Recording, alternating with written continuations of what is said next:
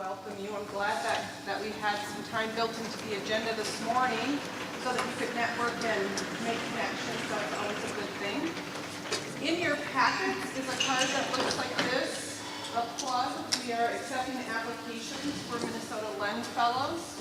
For those of you who don't know what Minnesota LEND is, it's an interdisciplinary training program for students who are on campus as well as community professionals and families who bring everybody together in a cohort model, and they learn together for a year about autism and related neurodevelopmental disabilities. And the LEND Forum is a part of that. I'm supposed to stand behind the podium. I'm getting signaled. And I promise I won't trip. Anyway, so welcome today. I think you're going to have a great morning.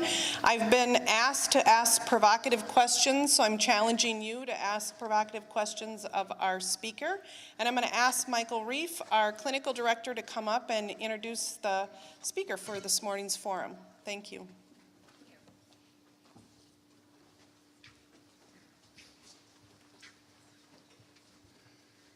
Great. Well, good morning, everybody.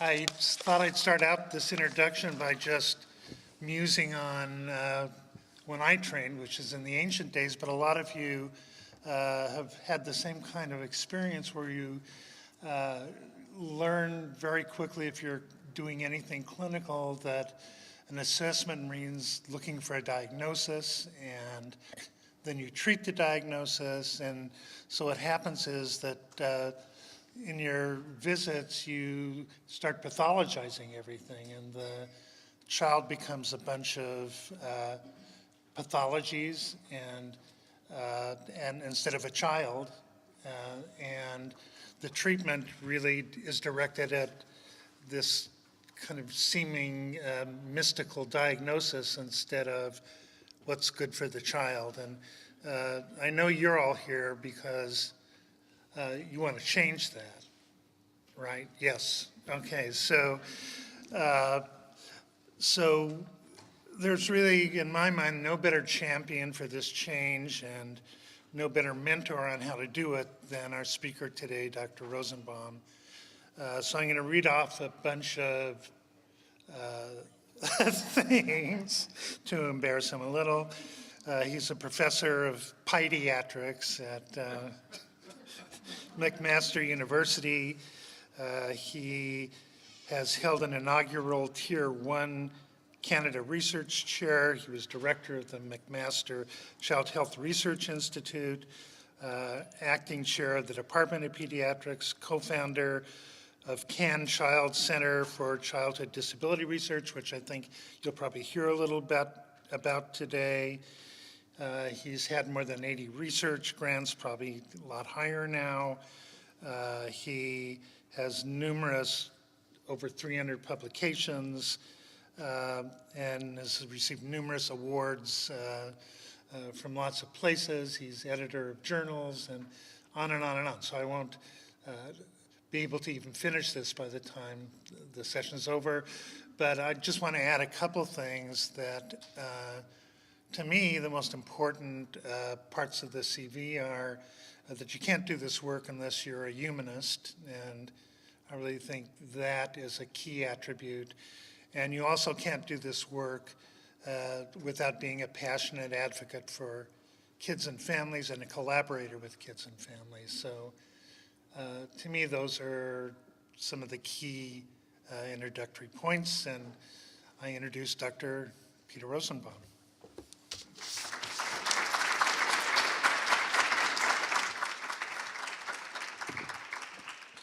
Thank you very much for the kind remarks.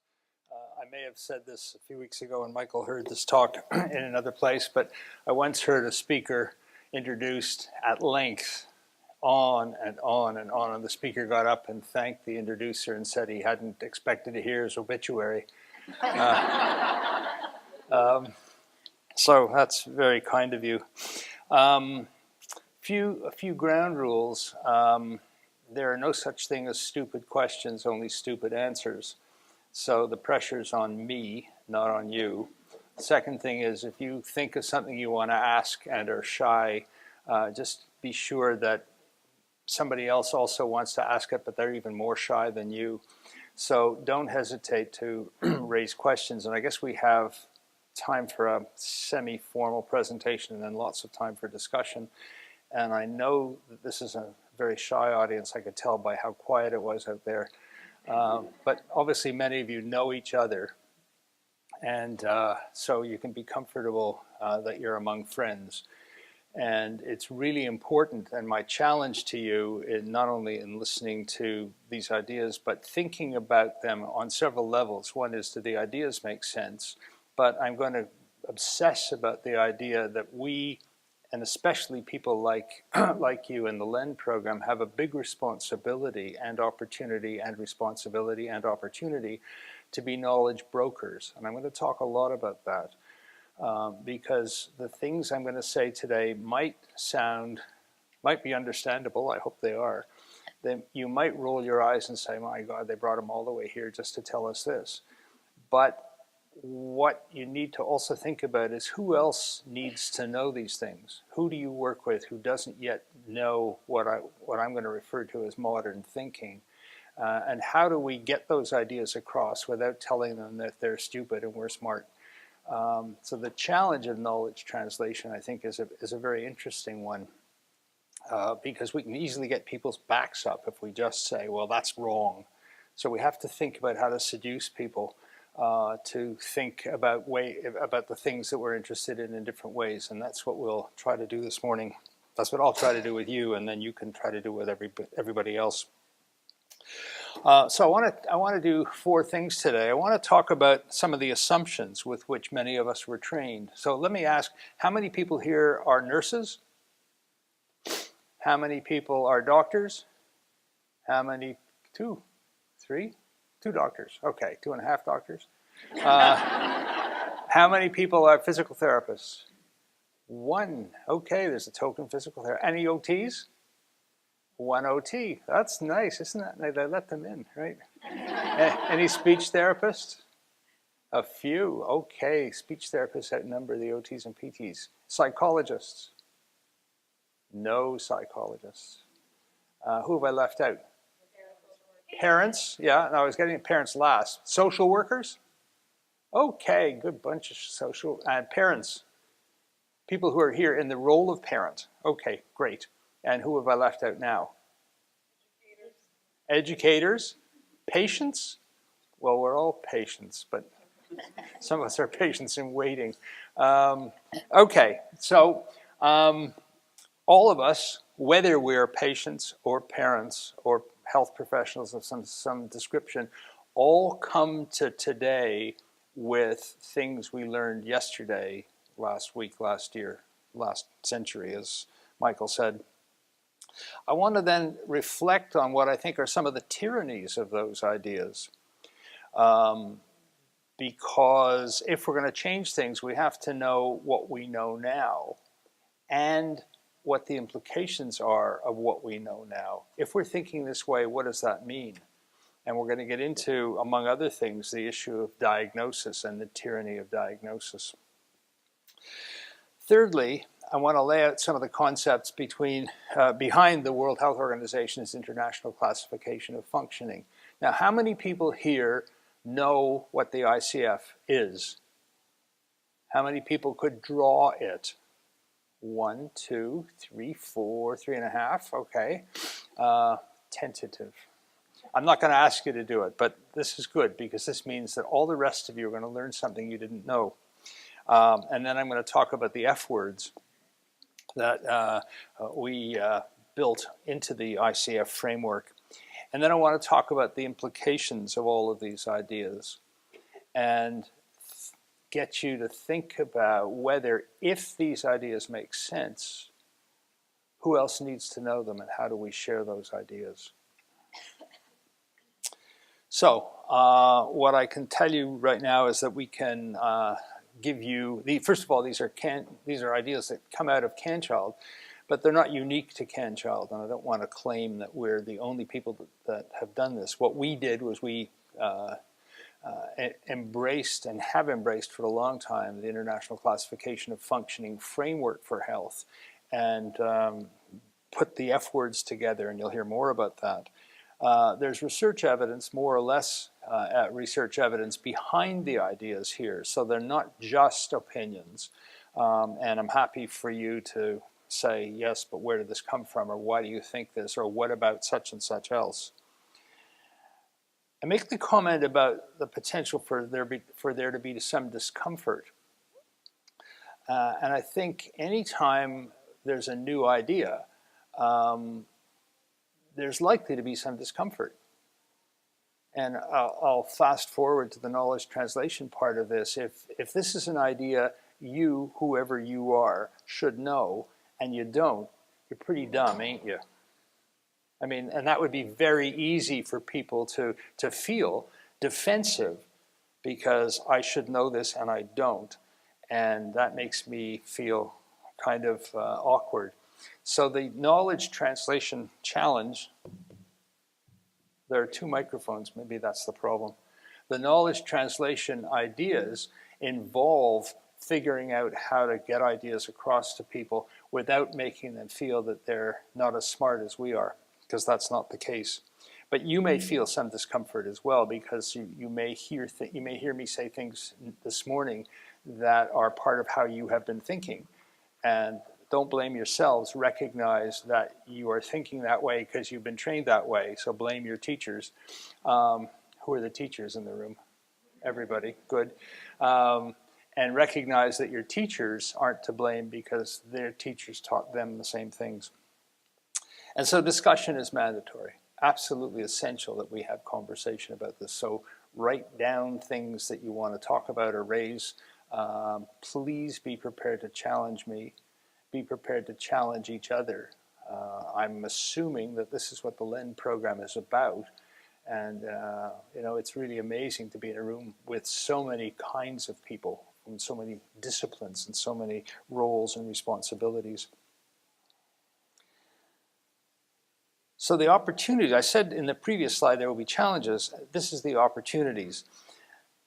These are ideas that if they make sense to you, you need to share with other people. And so the importance of knowledge translation, which I've already talked about, is really important. So listen as you're listening to these ideas. If there are things you like, think about how you're going to share them with other people. Think about who you work with, who might be helped by knowing these new ideas, these modern ideas about 21st century thinking about childhood disability. And the role of knowledge broker is the role of somebody who is sharing ideas with others. So I am here today as a knowledge broker, and you are, by the end of this morning, going to be, and you probably already are, knowledge brokers, and you're going to be knowledge brokers to a greater extent, and that's why discussion is mandatory. Did I mention discussion is mandatory? Okay. So let's look at our assumptions. And one of my favorite words is context. What do we know?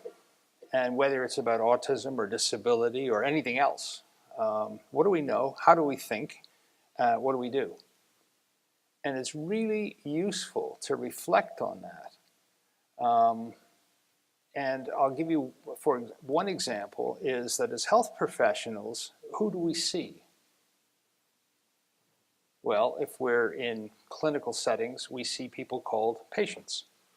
Who do we not see? The people who perhaps have the same conditions but don't come to us. And maybe they don't come to us because they go to alternative health professionals. Maybe they don't come to us because their issues aren't as serious. Maybe they don't come to us because even though the problem is just as serious, they're managing in some way. So we have a biased view of things. I don't mean biased in the way that some of the political activity in this country is biased, but I mean, and I know it's safe to say that here, I checked that out. But it's biased in the sense that we know what we know. And I feel a Paul Simon song coming on. So how we think is based, at least in part, upon what we know, how we've been trained. We've been trained in, many of us, most of us, in tertiary care centers where we see the more complicated versions of things. When somebody's had 140 surgeries, we're likely to have bumped into them at some point. When somebody's had one surgery, we probably, if we happened to be there at the time, we bumped into them, but otherwise we didn't know about them. And so there's a real slant in what we know and how we use that information, how we extrapolate from that. And what we do about it then is based upon what we've seen being done in those situations that are the most or the more extreme. So how did this all happen? Well, again, partly it's a function of where we train and how we are acculturated to see things. I often use as an example, when I started my training, I was in London for 3 years, and I went for a year and stayed for 3. I'm a slow learner. I used to go to the cerebral palsy clinic, and I would see people with cerebral palsy, which is not surprising in the cerebral palsy clinic. And in the technical jargon, these were so-called prevalent cases. These were people who had it already, and I was being shown various aspects of cerebral palsy. What I didn't see nearly as much were so-called incident cases, the newly presenting child. And the question then is, what did this child look like before they came to us? What problems did they have? How did anybody have any concern about them at all? And it's a very important aspect of our experience, partly because by the time people are recognized to have whatever they have, the condition is usually more advanced. But what did it look like when it was less advanced, when it was newer? Could we separate the people who had the problem from the people who didn't yet have the problem or weren't going to have the problem?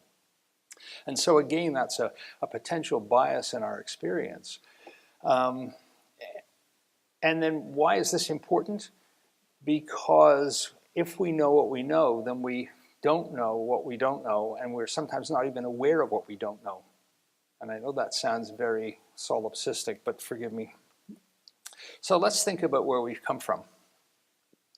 And if we look back at our beliefs, we health professionals are engaged in pediatric rehabilitation, right? Right, okay, a few people politely nodded. Thank you, that's the right answer. And the answer is no, we're not. Rehabilitation is what I need from all of you after my stroke. Help return me as close as possible to what I could do before my impairment. And you return, whatever you want, is an idea of getting back to. But in our business, we're interested in kids whose development is in some way different from usual. And we work in a field called childhood disability or developmental disability, and then we immediately drop the first word. We forget the first word, we forget the implications of it. I like to think about our field as a field of, I like to call it applied child development. All of us learned and forgot, and learned and forgot, and learned and forgot the developmental milestones. When do kids sit? When do they walk? When do they do this? When do they do this? Boring as hell. Until we see kids whose development is in some way different. And then we become interested in thinking about what should this child of X months or X years, what would a typical child of this age be doing? And that then encourages us to think about child development, to think about developmental milestones, to think about processes. Milestones, by the way, are really limiting because they are simply telling us about the distance. If there's a sign that says Chicago is 250 miles, that tells us the distance. Thus, milestones literally in Europe were pieces of stone that had information on them. London, 40 miles. Well, you know, if you were walking, you had an idea how long it would take. If you were riding a horse, you had an idea how long it would take. If you're in the car, you have an idea of how long it takes. But the milestones don't tell us anything about how well the car works or what the traffic's like or what the weather's like or anything else. Excuse me. So milestones are really a pretty limited way of thinking about things. But in any case, we need to think about the fact that we're not in the rehabilitation business. We're in the child and family development business. The second piece of tyranny, or belief, if you like, is the biomedical model. And Michael alluded to this a little bit. We're going to make the right diagnosis and provide the right treatment. And I think that's a fabulous idea if I suddenly start coughing uncontrollably. And you get me, hopefully, across the street or wherever the nearest emergency room is, where people will figure out whether I've just thrown an embolus, whether I have aspirated something, whether I'm having a pretty serious attack of asthma. Because each of those diagnoses, which are relatively easy to make, has specific management strategies. So making the diagnosis and giving the right treatment is a fabulous idea as far as it goes. The problem is in our business, it doesn't go very far. And my colleague Frank in the back of the room sent me a note recently in which he commented on the idea that somebody had told him, which he said I could borrow, is the notion of adjectives parading as nouns. So cerebral palsy, CP, ASD, ADHD, you can have a catalog as long as your arm of alphabet soup, and we pretend that these are diseases. And they're not diseases. They're conditions. They're descriptions of impairments in function. And there is a hallmark characteristic of cerebral palsy, which is impairment in development of motor function. There's a hallmark in autism, which is an impairment in social communication, plus or minus lots of other things. But these are not diagnoses in the way that type 1 diabetes is a diagnosis. But we pretend they are, and we got to come back to this because we are all constrained by needing to make diagnoses so that we can fulfill all kinds of administrative requirements. And we need to help the administrators and the policymakers, knowledge broker, message, we need to help them understand the limitations of this alphabet soup and that we need to talk and think differently. The third idea is that all our interventions should start with the impairment. And I'm trying to use language consistently. Impairments are what's wrong in the body, and disabilities are a social construct, and we can come back to that. So the impairment means that we need to do lots of therapies. Now, I'm not throwing away therapy, but our therapies address signs and symptoms and not the causes. And so for those of us, and I guess it's everybody in this room who works with the poor children who have these developmental disabilities, and people say, well, what can you do for them? You must be very dedicated. How many people have heard that? You must be so dedicated. It must be so rewarding. What they're really saying is, what's wrong with you and couldn't you get a proper job? And my comment is, what do you do for a diabetic? And that usually shuts people up a little bit because we don't actually cure diabetes. So why do we bother? Well, we actually know that with a combination of diet and exercise and appropriate amounts of insulin and lifestyle changes, people can live very full, active, happy lives having type 1 diabetes. There are famous athletes who've had type 1 diabetes, Bobby Clark being one of them if you follow hockey. But we're not fixing it. And so it's really important for people to recognize that the business that we're in is not really different from an awful lot of the rest of medicine. And we're not fixing things very often. We should fix when we can. I'm all in favor of fixing. But we don't have pockets full of fairy dust. So our traditional approach in cerebral palsy, to use one example, meant therapies that manage impairments like spasticity and range of motion. Again, appropriate for the right indications. But we have good evidence that changing the impairment doesn't automatically mean you pick up your bed and walk. And my colleague Virginia Wright in Toronto did an excellent PhD series of studies for her PhD in which she worked with Darcy Failings in the spasticity management clinic and looked at changes in impairment with Botox, changes in activity, and changes in participation. And whereas there is a close relationship, statistical correlation between impairment, activity, and participation, there is a very poor correlation between changes in those things. So in the right indications, botulinum toxin, Botox, can make a big difference to range of motion, spasticity, and sometimes even pain in people who have significant spasticity. But it does not automatically translate into changes in function or changes in participation or engagement in things that are meaningful to you. But again, that's been our tradition. The assumption that if we could sort out the problems in the impairment, that the rest would follow. Alas, it ain't necessarily so. And here's one of my favorites. Normal movement and motor control are the goals. Now, how many, we only have one physio, and she's blushing because she was trained this way, as was I. No? Oh, you've been trained modern.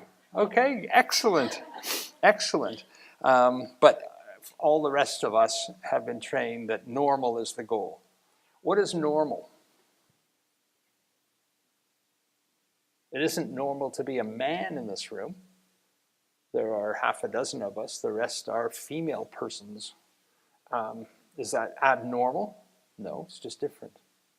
And I'm going to encourage you, and you'll see this on the other slides, to stop using this word altogether.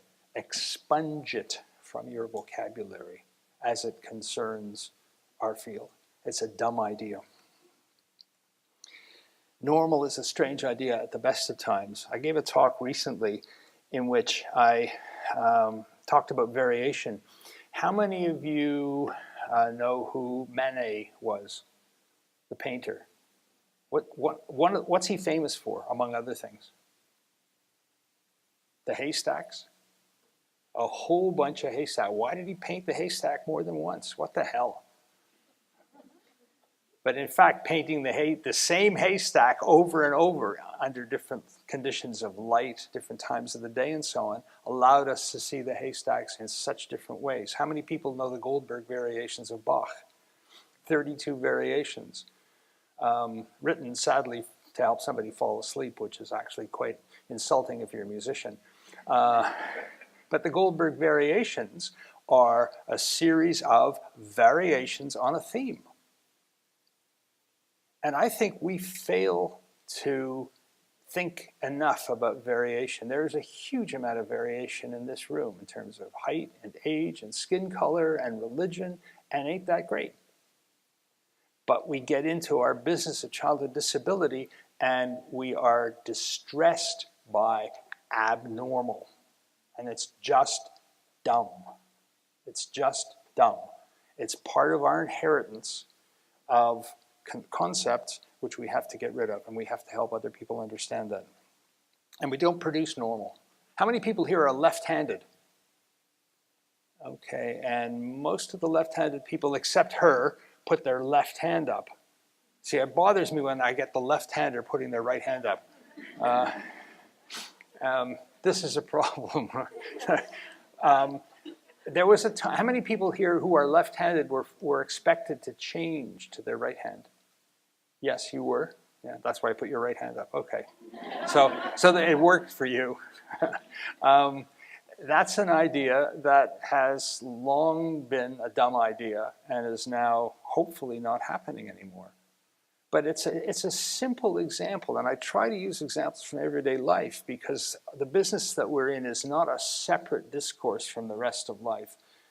What we do is part of and should be seen as part of the way in which the world around us works. So the idea of changing, forcing left-handed people to change to use their right hand is just silly. Is it problematic to be a left-hander? Sometimes. Are there advantages? Yes, if you're an athlete. So, it's just a different way of being. It's not abnormal. So, we've been taught that biomedical interventions and treatments will fix medical problems. Rarely is that the case, except if you're an orthopedic surgeon on a ski hill, in which you can have 6 months of being very busy and making a ton of money, and 6 months you can relax on your yacht. The 6 months when you're busy, you're repairing ankles and wrists and fixing them, in most cases, literally, and the rest of the time you can relax. Normal is the correct approach, and I've already slanged that. And the third idea is that service providers are the experts, and there are parents in the room who are rolling their eyes politely and saying, oh my God. Now, I'm not saying I believe that, but that's part of how we have been trained. So we have been trained as professionals to give people advice. In fact, in the hospital, doctors write notes on pieces of paper called doctor's orders. So it's not just, they're not even suggestions, they're orders. This is what you will do, nursey. And that has been our tradition. And this is where we have come from. And it's important to recognize that, because even if we are modern thinkers, the people outside this room, none of whom is a bad person, are still thinking in the old way. They're still reading the newspaper. They're still watching the news and seeing about the latest breakthrough to cure this or that or the other thing. And that includes the policymakers. That includes the people in the insurance offices who are making judgments about the recommendations that we're making. And if they are thinking in these ways, they are, in my opinion, behind the times. And we have a job to help them to move forward in time and provide alternate ways of thinking about these issues. So our classic assumptions of diagnose and treat were not wrong. They just didn't go far enough. They weren't fully considered. And those ideas, which are legitimate, come from acute care medicine. Again, the chest was, I had chest pain or I had a cough this time. Okay, sometimes I have chest pain when I give this talk. Whatever it was that I had, it really is important. That framework works as far as it goes. It just doesn't go very far in chronic conditions, where the diagnosis is often less precise and less useful in terms of guiding treatment. So the tyrannies, it will be obvious, I think normal by extension, abnormal. If you ain't normal, guess what, folks? You're abnormal. And dividing the whole world into two is so yesterday. I mean, how many genders are there? There used to be 2, and now in many countries you can have at least male, female, or other. I mean, that's pretty strange, except it's not so strange. It's just us catching up to the recognition that there's variation. And that's just one silly example of this notion of a binary two-part decision-making. It's just silly. The second is, and I haven't talked about this, but I suspect there are people in this room who either have done or want to do qualitative research. And I can tell you 25 years ago, when my friend and colleague Mary Law was doing her PhD, she used qualitative methods, and Mary was always ahead of the time. And she had a hell of a time getting her stuff published in the biomedical literature because it was soft data. Well, you know what? There's a lot of stuff that's published with numbers that's crummy. It's soft science, even though it's got real numbers with decimal points and p-values. And we've got to get past this idea of hard data and soft data to good methods and poor methods. There can be poorly done qualitative research, and there can be poorly done quantitative research. And so again, that kind of dichotomy, that binary notion is silly, and we've got to move past it. And this perpetuates the two solitudes. And I see this as a grant reviewer, as a manuscript reviewer, as an editor, and it's a problem. And then the idea of focusing on the diagnosis as the key to services and research funding. Again, this is a common and current issue where you're proposing to study preschoolers with developmental differences, and somebody wants to know how many of the kids are going to have autism, how many are going to have cerebral palsy, how many have spina bifida, and you're trying to convince them that that's actually not the question you're asking. And I put this 1975 in there to remind me to tell you that the notion of the non-categorical approach, diagnoses are categories. So the non-categorical approach was articulated in a book by Philip Pinkerton and Barry Pless in 1975.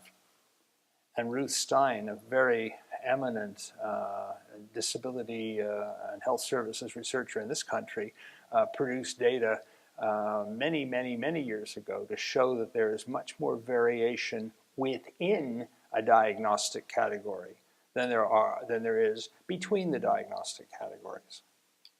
But we still are wrestling with this idea, and we need to help people understand, not by yelling at them, but by helping them understand that many of the things that we're interested in benefit from, and in fact demand, a non-categorical approach to what it is we want to understand, what do we want to study.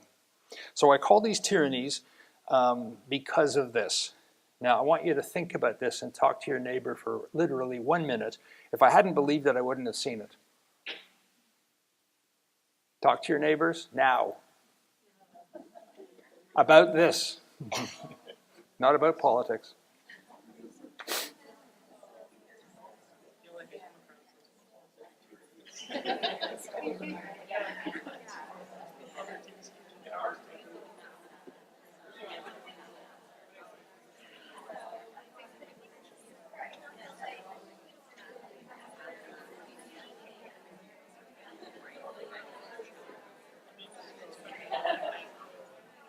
Okay, why is this important?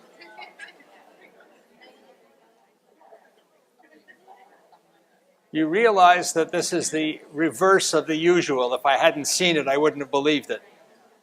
But why is this an important idea? Confirmation bias, for sure. What else? Anybody else? We are conditioned to look at things in a certain way, aren't we? Everybody knows. Always a fun, if you want to have an interesting conversation, and I do this sometimes when I'm talking about family-centered service, I often say to people at the beginning, before we start, I want you to discuss with your neighbor, as you've just done now, but for longer. Everybody knows that family-centered service is a good idea, but. And then you get people talking about whatever the topic is. And quietly with one another, you can say, yeah, but it doesn't work, or families don't like it, or it's too expensive, or the honest people say, I don't know how to do it, or I'm not comfortable to do it. But you bring out these ideas. And to the extent that our beliefs condition how we see and experience the world and interpret the world is really important. And we're certainly seeing that in the political scene in this country right now to a very considerable extent. And so we can be constrained by these orthodoxies. The reason for dwelling on this is that if we don't think about where we've come from and how we are conditioned to think, we're not comfortable about saying, yes, but what about? Or wait a minute, or let's think about this differently. There's a very interesting book that somebody gave me for Christmas last year called Ending Medical Reversal.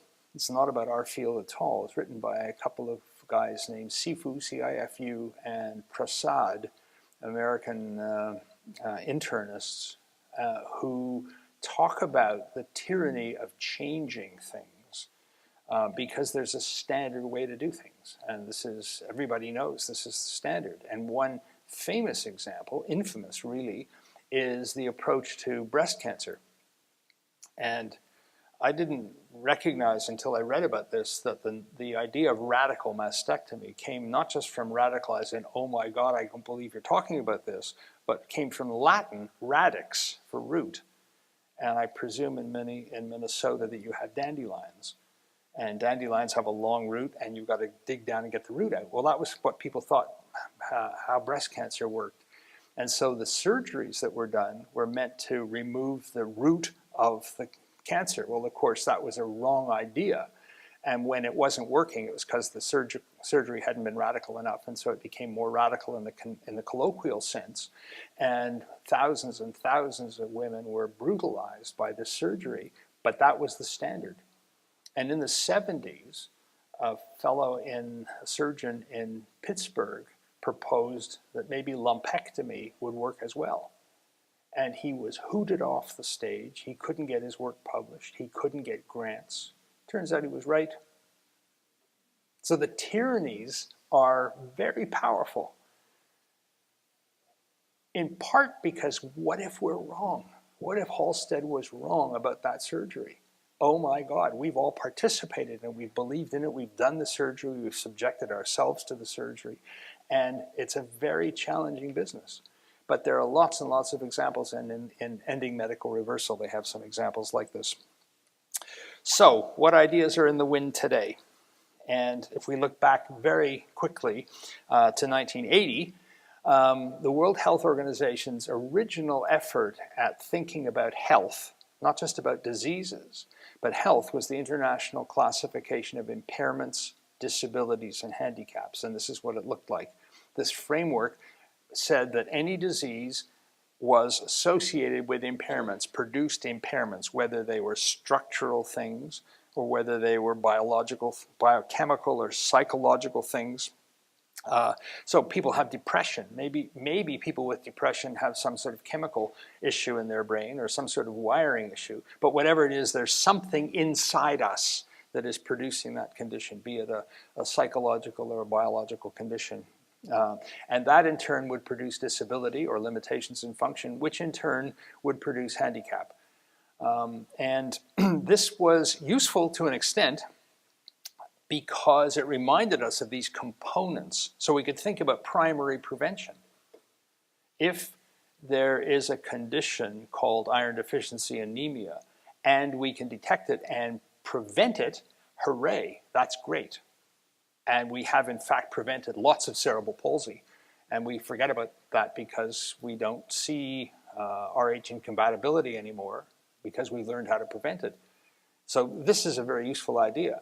But if you have the impairment, there's a kind of notion that things are going in one direction and you're on the slippery slope down to handicap. The language is also negative. And there's an implication that handicap is probably inevitable, the consequence of having an impairment, because even though these are on a straight line, there's a kind of implication that it's a downward slope. And lots of us didn't think about this, and so it was, when you say it now, you say, oh, wow, that's cool. Or you say, oh, that's dumb. So what are the new ideas? In 2001, 21 years after the ICIDH, the World Health Organization revised its thinking, and this was done through the 90s with people from all over the world, including lots of people from the so-called disability community. I'm not sure there's a disability community as such, but people with disabilities said, wait a second, we don't like the idea that we're handicapped or that we're disabled. We like the idea that we are people who are differently functioning. And so the reframing of the ICIDH ideas was encapsulated in the International Classification of Functioning, Disability, and Health, and that's a mouthful, and the nickname is ICF. And it's important that you know that the noun in ICF is classification, the International Classification of Functioning, Disability, and Health. The classification is not good, don't use it.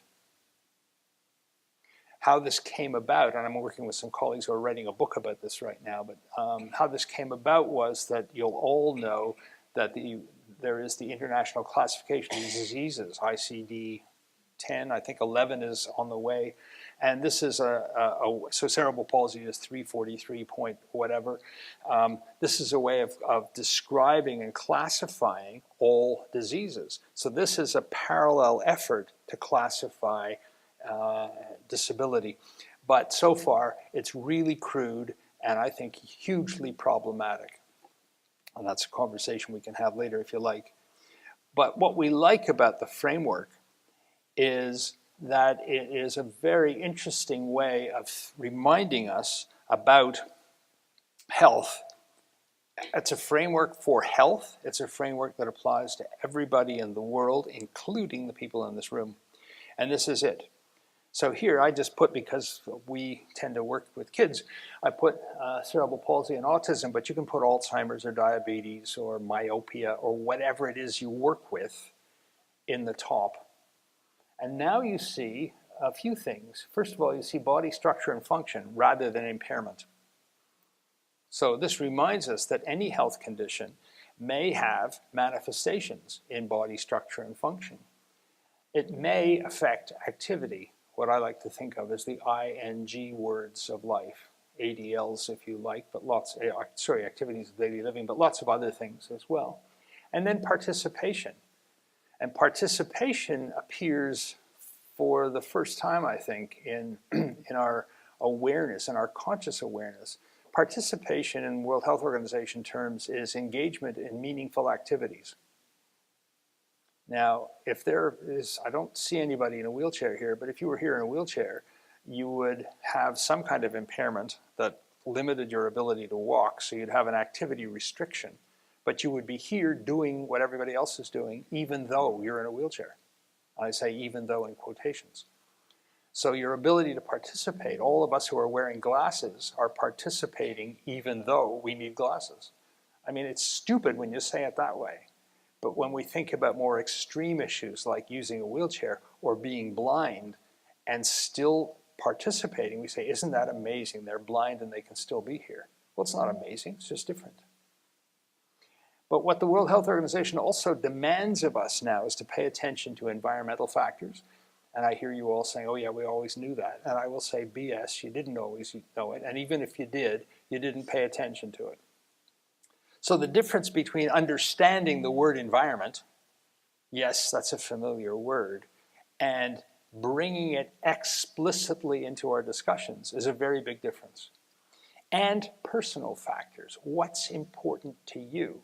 So remember the stroke I had before that you're helping me to get back to my usual function. One of the things I hope you will do is say, Peter, what do you want to be able to do after your rehab? And I'm going to tell you that talking is much more important to me than walking, as must be evident by now. So if I can show up next year for my return visit here in my wheelchair and give another talk or have another teaching session, that'll be great. That's a personal factor for me.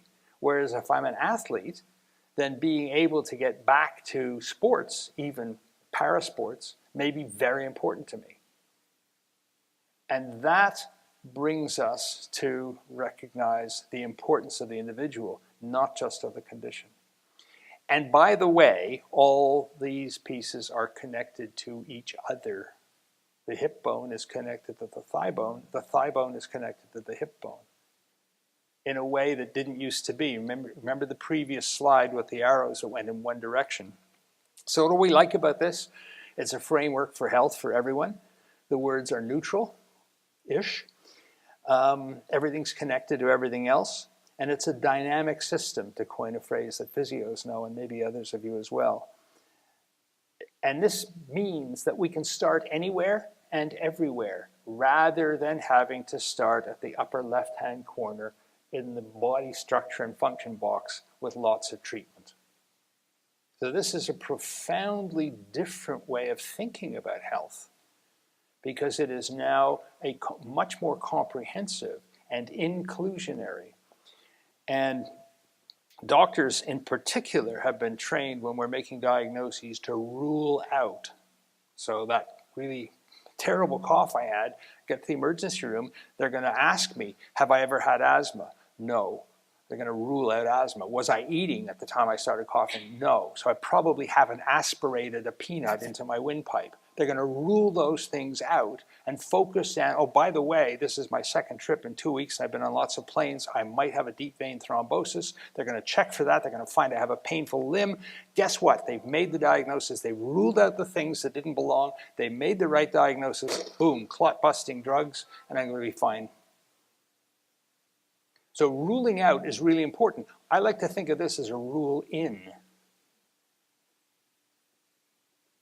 This is the opposite way of thinking. Yes, we have the diagnosis, but what else is important? And what do we know about environments? And I'm going to talk more about environments in a minute. And so ultimately, we see this as a framework that emphasizes strengths. It talks about what people can do. I sometimes start my lecture by introducing myself as a non-Oriental, non-woman. People say, what the hell is he smoking? And it really doesn't, it's true. As far as I know, I am not a woman and I'm not Oriental, but it really doesn't tell you anything about what I am. But our tradition in our business is to identify the catalog of things kids can't do. I want to know what they can do. I want to know what they want to do. I want to know what's interfering with them doing what they want to do and figuring out how to narrow the gap between those two things. So, de-emphasize fixing. Fix when we can, but don't put all our eggs in the fixing basket. Get rid of the notion of normality. And by the way, disability in the World Health Organization construct is an incompatibility between the person and the environment, or environments plural, that are supportive or inhibitory. So here we are on the 3rd floor of the building. The elevators aren't working, and all the people in wheelchairs who wanted to be here today can't be here. They were here on time, they were ready to participate, and they can't. They are disabled by an environment which is not facilitatory to their engagement in things. It's worth thinking about things in that way.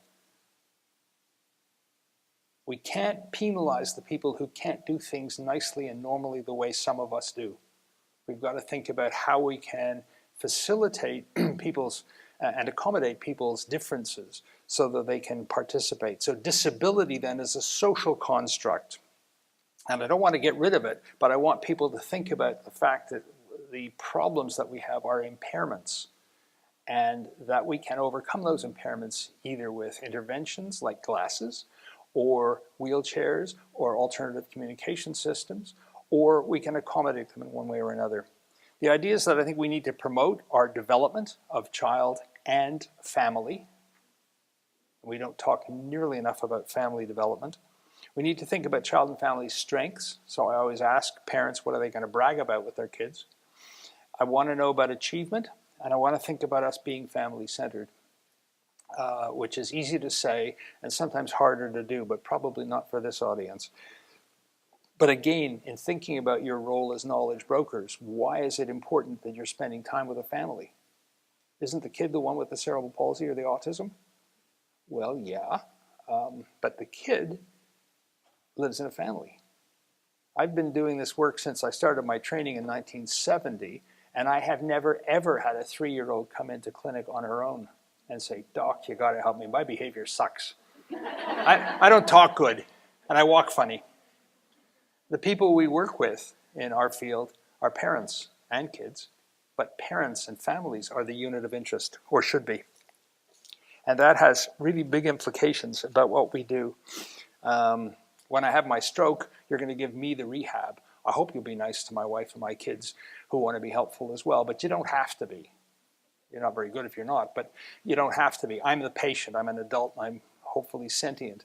But children come with a family attached, and so family has to be our interest.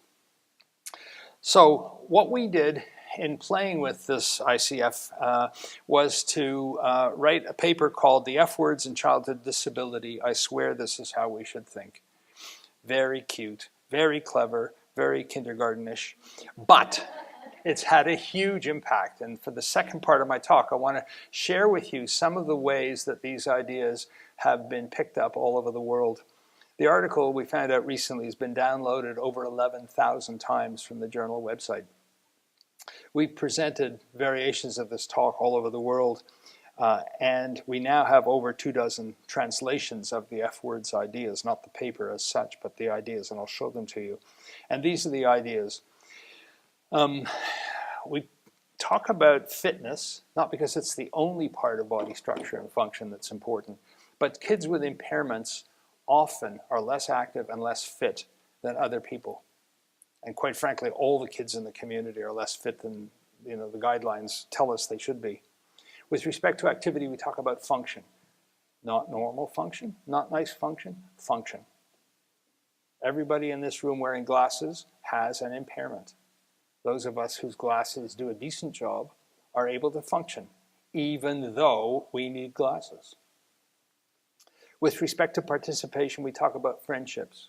That's not the only element of participation, but it's important to remember that friendships are important. With respect to environment, and I said that environments has an S, or should have an S on it, we need to think about all the environments that may be important to kids. The nuclear environment is family.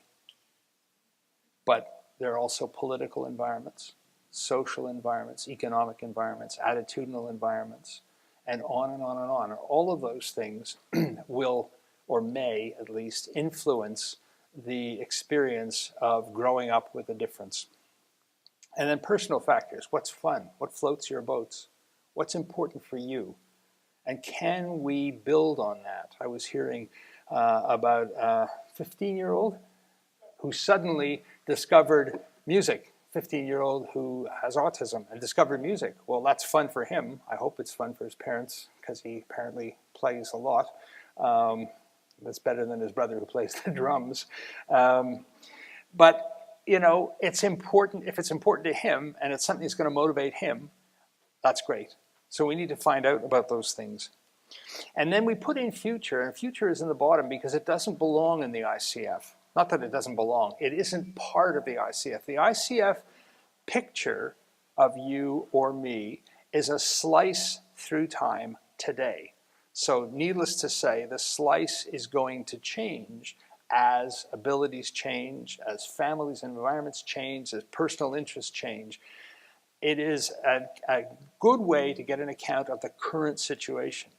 But future is in there because it is what child development is about. It's probably about what parent development is about as well. We hope that someday our kids will leave home and the dog will die and we'll have peace. That's a joke. Anyway, that's the punchline of a joke. So let me tell you about what we've done to promote these ideas and what kind of an uptake has happened with these ideas around the world. Good morning. Hi. And you'll notice the knowledge broker element, and there's a whole detailed story about this, which I'll allude to very briefly. And so I'm hoping that these ideas and these experiences will give you thoughts about how you could share these ideas, which, by the way, are free. So I'm pushing them, but I'm not selling them. And if you don't like them, no problem. If you do like them, they're free. And so we're not going to make any money out of this. So I have no conflict of interest in a financial sense. I always wish I did. And you'll see that these ideas are being picked up not only by families and by clinicians, but by policymakers and by programs, so that they are changing the way people are thinking about the world we work in. So function refers to what people can do, and how things are done is not important. So here's Vasily, and these pictures are from parents who are part of our F-Words research group, and they're shared openly. So Vasily in the wheelchair with level 5 cerebral palsy is bowling. Well, he's not bowling the way some of us do, but he's bowling. He's engaged in things with his family and his friends. And he's in the pool and having fun. And so I ask, is this different from before? And the answer is yes.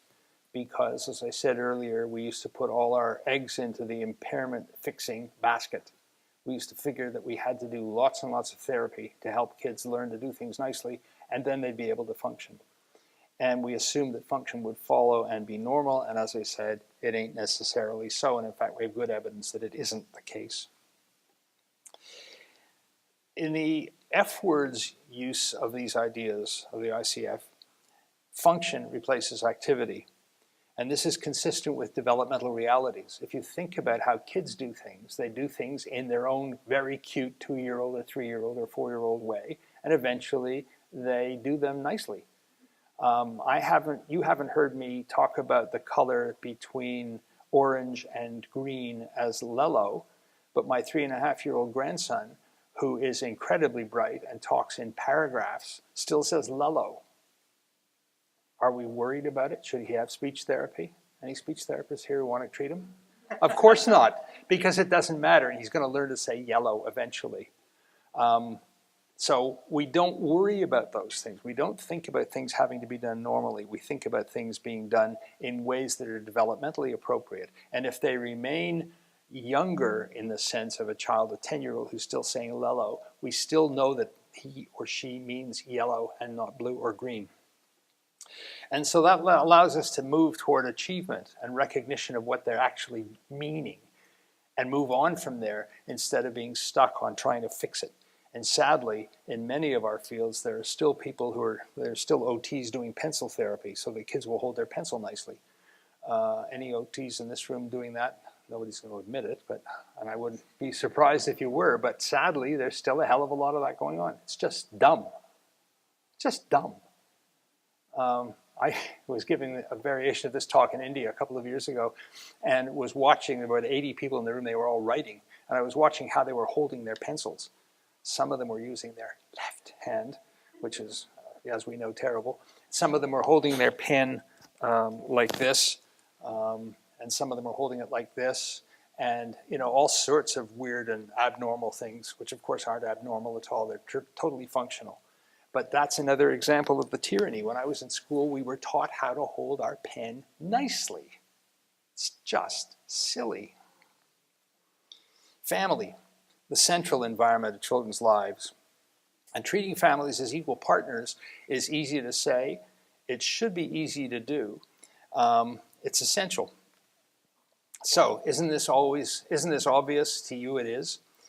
But our traditional patient or client was the child. And I often talk about the auto mechanic approach to childhood disability, where we brought the kid in and tried to fix them.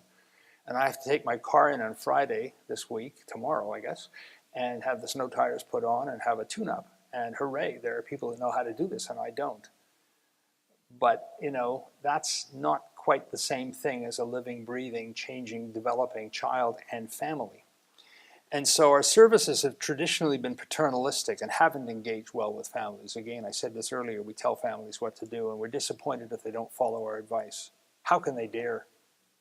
But a metaphor that I use that I think is worth thinking about is if you come into my office as a family and I look at you through the telescope, as I look down the telescope, you fill the whole view for me, child and family. That's because I include families. And that's what I see. You look up the telescope the other way, and I'm a tiny little dot in your world. And I think it's important for us to recognize that as important as we are, as experienced as we are, as much as we can be helpful, we are a small part of a family's life. And so even the best of our advice may or may not be usable in the context of all the rest of what is going on. And family-centered service is important. We've done a lot of work on this. Family-centered service broadly refers to engagement with parents as partners, treating them with respect, continuity of care, informing people appropriately about issues that are their issues and not ours. We know that families who are able to set goals with us and help us to know what the goals are work better than families who are just told what to do. And we have good evidence that when families experience family-centered service, they report better satisfaction and better mental health and less stress in dealing with the likes of us. So it does matter. My father used to say, for this you need research. And the answer was, sadly, Dad, we do, because we need to have evidence with which we can pound the table with the administrators, the program managers, and so on, to tell them that if one of the goals of that program is patient satisfaction, then family-centered service is one of the ways to improve patient satisfaction. And our approach goes beyond looking at satisfaction, but it correlates with satisfaction. Fitness, I've already talked a little bit about this. So here's Vasily riding a horse. Here's Vasily's mother trembling on the bottom right because she's scared of heights. But Vasily really wanted to go on this, whatever the hell it is. And there she was with him. And I'll give Daniela lots of credit for doing this. And I said earlier that this is a neglected aspect of childhood disability. And we know that children with disabilities are less fit than they should be and less fit than other kids. This speaks to the need for recreational opportunities, an environmental issue, and a policy issue for health-promoting orientation of children's lives. And some work published by the Sparkle group in Europe a few years ago, looking at cerebral palsy across a number of countries and looking at patterns of engagement or participation of kids. And there was a considerable variation from country to country, with Denmark being the best. And the reason it was the best is because they have very good policies for children, period. And that includes children with impairments. So they're not special programs, they're programs that are inclusionary. So we need to think about building this into our thinking about kids' lives.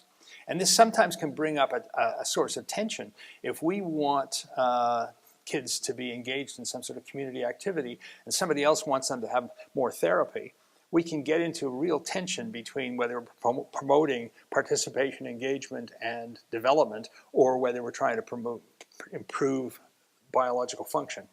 And it's a nice example, along with W-sitting, of how we can get into really difficult arguments with people. Fun, I think this is what childhood is supposed to be about. And you can have these slides after, so you don't need to worry about trying to catch up. But several years ago, Dennis Harper, a friend of mine in Iowa, led a workshop we did, this was actually 30 years ago, on participation. And he found a Ziggy cartoon with Ziggy climbing the mountain, finding the guru, and saying to the guru, "Guru, what is the secret of life?" And the guru says, "Life is doing stuff."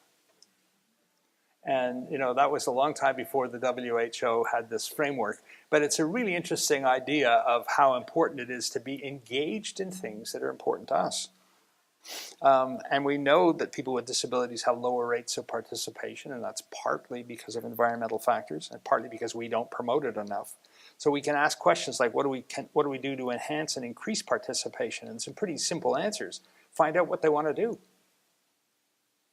and adapt those activities as needed. Don't worry about things being done normally. Think about the Paralympics. I have a young colleague, and you'll see her in a minute, who she's about 22 now. At the age of 17, she was an elite athlete, and she was in a swimming race, and she got kicked in the neck and had a vertebral artery dissection, which left her with a stroke. And I told her it was her own fault because she wasn't swimming fast enough. If she'd been ahead of the other person, she wouldn't have been kicked. She's got a good sense of humor. And Julia is now an elite para-athlete, and she set 2 Canadian records for throwing events this summer. She's also a medical student. So that was important to her, and being engaged in things that were important to her was what she did before her impairment and what she's doing after her impairment. So building children's confidence, competence, sense of achievement, and capacity is all important. But it should be on this slide, and it isn't, it changes other people's views of that person. So parents suddenly see their children as being capable. Grandparents, neighbors, friends, other kids at school. So it has profound importance to be able to do things that are important to you, however you do them. Friends, pretty obvious. And we know that social development is an essential aspect of personhood. It's an essential component of child development. And we know that the quality of relationships is more important than the number, because everybody here who's on Facebook has lots and lots and lots and lots of friends, and you can like other people and they can like you, and it's kind of empty. So we're talking about serious engagement. So we have to think about this, and this is an issue that is of major concern to most parents of kids with disabilities, kids with impairments, that their connection to other peers is challenging. And again, thinking about the trade-off between more therapy and lost opportunities to be social. The future is now. Tomorrow is what I make today. I don't want opportunities to pass me by. Help me achieve what I can today. So this is Vasily in Bosnia, where his family is from originally, and he goes there in the summer and sees his grandparents and hangs out and does stuff. And future, as I said, isn't formally part of the ICF framework, but this clearly is what child development is about. Development implies a process of moving forward, of going somewhere, and children are going toward becoming adults, hopefully becoming independent and capable. And we don't think about this aspect of things nearly enough. So we need to start our discussions about future from the outset. We need to talk with parents about what they're hoping for their children. And I was hearing from, and I'm sorry, I forget your first name. Yeah, Olivia. Olivia was told, or parents were told when she was born that she wouldn't walk and talk, and She obviously didn't listen. And you know, we just need to find out from parents what they're hoping for their children, and whether we can help them realize those goals, even if the kids do things differently. And this means thinking about transition to adulthood, which is going to happen at some point. And people with cerebral palsy, autism, intellectual disability don't all die when they turn 18, and they don't all get better when they turn 18. They become adults with cerebral palsy, spina bifida, intellectual disability, and so on. And we don't do that very well in any community, anywhere. But families can be thinking about this earlier on. So thinking about how we apply this in practice, this is Daniela's family. Daniela created this idea. As I said, she's a parent, one of the parents in our F-Words research group. She created this idea of a collage, and you can download this from the CanChild website without the pictures, and families can have it and can put their pictures in, and you can change the pictures as time goes on. And this is simply an illustration of some of the things that are important to Daniela and her family. Julie's family, Julie happens to live in Newfoundland, and Newfoundland's a big piece of rock that's halfway between Canada and Ireland. It's part of Canada. And Julie started blogging about the F-Words a few years ago after she heard a talk, in fact, during the talk I was giving. And she got really excited about this and connected with us, and she works with us now. And this is Julie and her family and her son. And this is Julia. And you see Julia on the bottom right, and this is when she was a university student. She graduated summa cum laude from the program she's in. She came to university after her injury, and she is wanting to be a neurologist. You'll see that she's having fun. You'll see that fitness, she's playing sledge hockey, which people in this country, in this state at least, will recognize. And then this is the evidence from the third parent. This is Diane Kay, and she created this for her son, Alfie. And Diane lives in the United Kingdom, and wrote to me about some questions about her son. And I didn't know she was a parent, and she wasn't hiding it. She just asked some questions, and I answered her back. And we had just published this paper, and I said, you might find these ideas interesting. Tell me more about your child. And she wrote back, she said, well, actually, Alfie's my son, and he has cerebral palsy. And we're in a big bun fight with the therapists who want him to have lots and lots of therapy and not have a walker.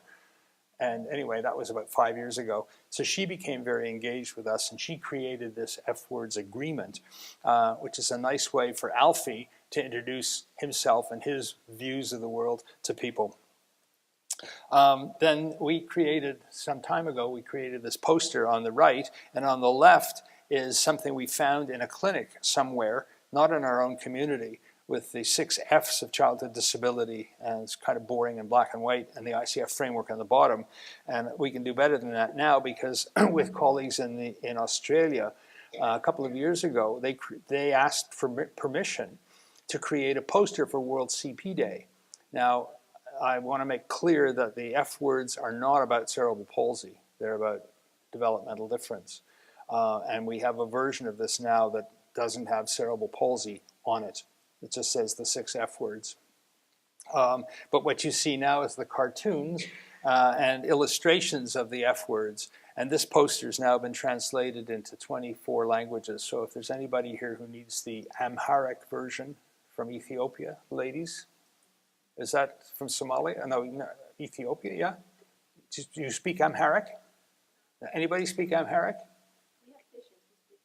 Okay, well, we have the Amharic version of this because people in Ethiopia asked us if they could translate it. So we have the usual Spanish and Chinese and so on. And this has all been done by other people saying, can we translate it? And the answer is yes. Here's the process. Please share it with us. And these are available from us and on our website. And this is another example of the adaptation. This was done by Maria Sassini, who's a physical therapist in a community near ours, and she adapted this, and I don't expect you to read it, but on the left side is just a brief description for parents of what each of the F-Words means, and on the right is the goal sheet that Maria has the parents complete with her. What are their goals with respect to the F-Words? There have been lots of blogs, and I'll point out a few of them. The one on the upper right is from Nepal. And Deepa wrote to me 2 or 3 or 4 years ago, I guess, was interested in coming to work with us, and it didn't work out. But we got into a discussion about this, and she then adapted the F word, not adapted, but described the F words as they apply in her community. She's a physical therapist. And there's some really nice pictures of people in Nepal with cerebral palsy illustrating the F words. The piece on the bottom is from Finland. It's in English. But you'll see that people are just picking these ideas up and using them in various ways. So I'm not going to read this to you, but these are 4 descriptions of what people mean. So Julie is the parent on the bottom left. Danielle is the parent on the bottom right. Maria is the therapist, and Jan Willem Gorter is my colleague with whom I wrote the paper. And these are all just ways that they are talking about the F words. And again, you're welcome to have these slides after, so yeah, you don't have to try to film them or photograph them. So the implications of these ideas, I think it's pretty obvious by now. For clinical services, I think these ideas have really interesting currency with parents. We've had a huge amount of uptake from parents who really like these ideas because they're talking about what kids can do, they're talking about what families can do rather than what's broken. They have implications for interprofessional work as well, obviously. They have implications for the way we organize and deliver services. And I can't say a lot about this at the moment because I think it's confidential, but there's a major program that is thinking about redeveloping their whole program around the F words. And it's happened in a few places in Canada already. Again, not because we're pushing it at them, not because they have to buy the copyright to the words because the words are free. But I think it says to me that these ideas seem to make sense to people. I think we can ask research questions in an ICF/F words approach. And that includes then whose questions we're asking, whose questions we're trying to answer, how we develop partnerships with families, with governments, and so on. And I can tell you, based on some experiences I've had with policymakers in our province of Ontario, that having had the opportunity to share these ideas with policymakers, they get it and they like it. So it's not as though we're having to force it down their throats and torture them until they confess. They like these ideas. They just don't live in the world of these ideas being part of their day-to-day life.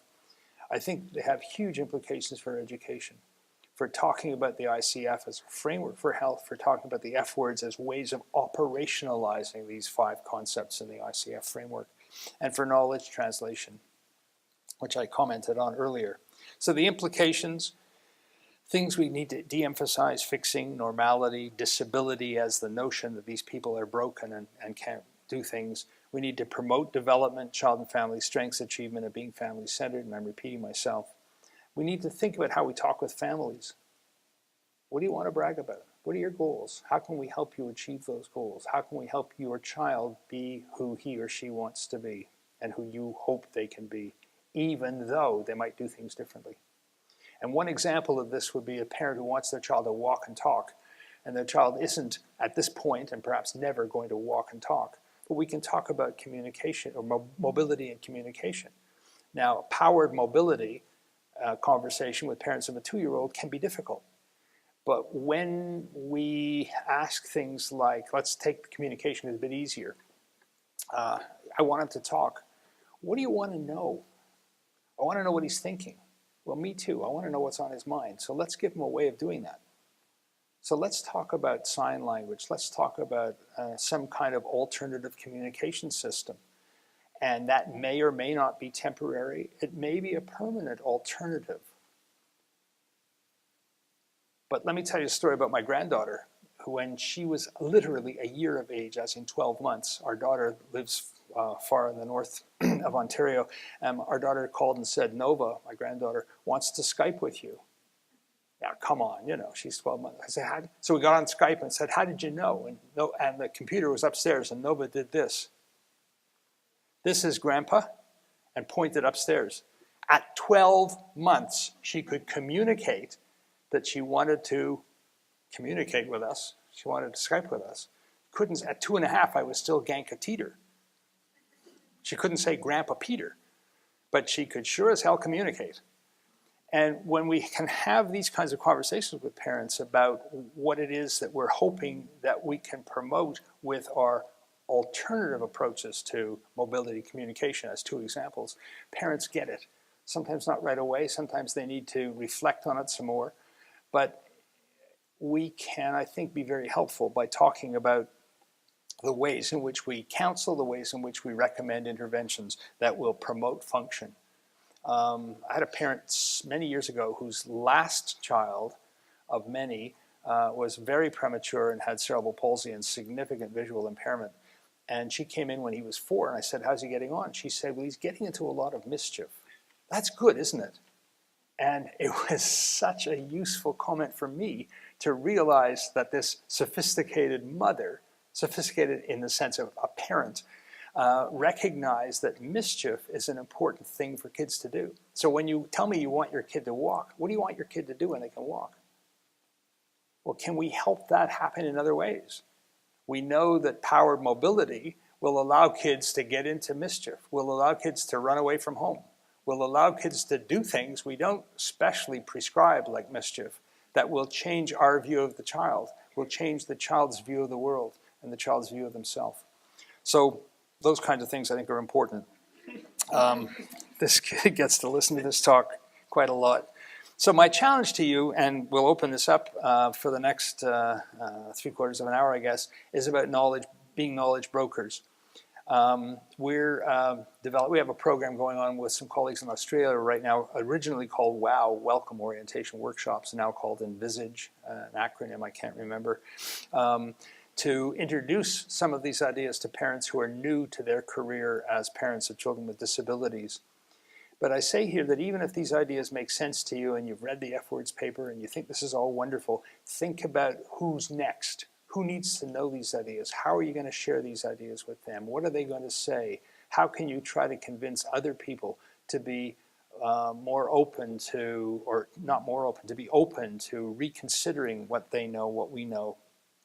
So, and I'm thinking about policymakers, community leaders, people in the education system and so on, who still want kids to have lots of therapy so they'll be fixed. So we have a big opportunity and a big responsibility, I think, to take these ideas forward and to share them with other people. And we have rarely had people get angry with the notion of the F words. We had one person who wrote that they didn't like the F word and they spelled it out in capital letters. They thought it was very inappropriate. And we thought it was very inappropriate for them to spell this 4-letter word in capital letters if they didn't like it. But most people really love it. And we've studied this. And one of my PhD students who's finishing her PhD right now has been collecting this kind of information and promoting it. And it's just quite wonderful. So how do you become a knowledge broker? I think everybody in this room probably already is a knowledge broker. And I say, tell your boss and ask for a raise, because that's part of your job you didn't know you were doing. I think you can practice these ideas with other people, whether they're these ideas or others. Try them out, do some role play, and have people, if you're the listener, ask critical questions. Yeah, that doesn't make sense to me. What about blah, blah, blah? And help people to figure out how to present the ideas. Learn to talk in plain English. Tough for us because we all have our jargon, and use analogies from everyday life, as you've heard me do. I think it's very important that we see that what we're talking about is not on a separate planet. We're talking about things that are all understandable to all of us. We all have functional challenges as well as abilities, and thinking about how to share those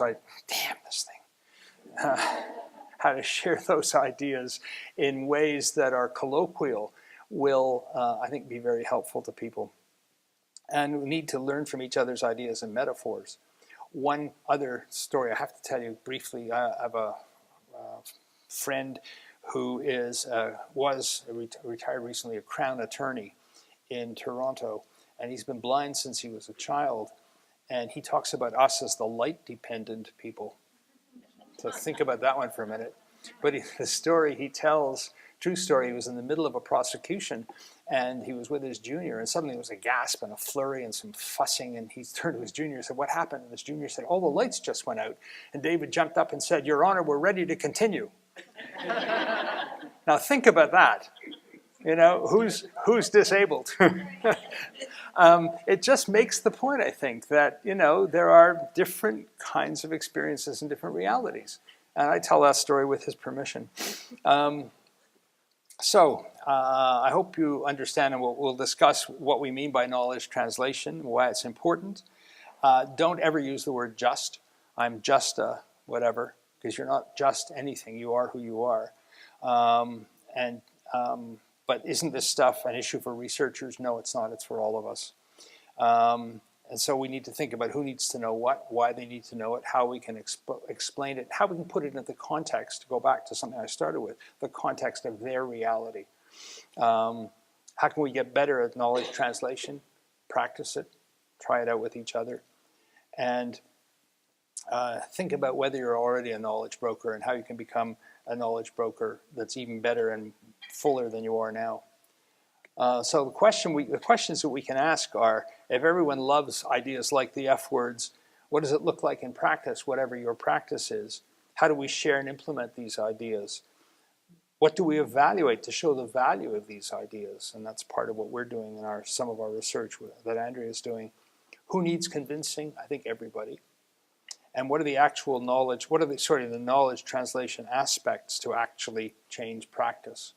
So there's some things to think about, and I guess we're going to have a little break and then come back. Yes, is that right? Yes? A stretch, and I'll just leave this with you. Please write this one down. There is a video that Julia and company made that illustrates what the F words mean to young adults. And this was submitted for a competition. It's already won an award. And you can go on the website and vote for it, and vote lots of times.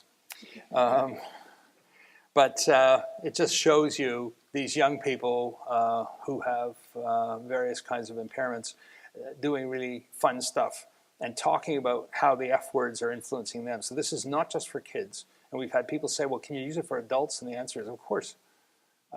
It's particularly, I think, relevant to kids because of the notions of development. But it may be equally important to me after my stroke, which I'm postponing. Thank you very much. We'll come back and discuss these ideas. How are you? Nice to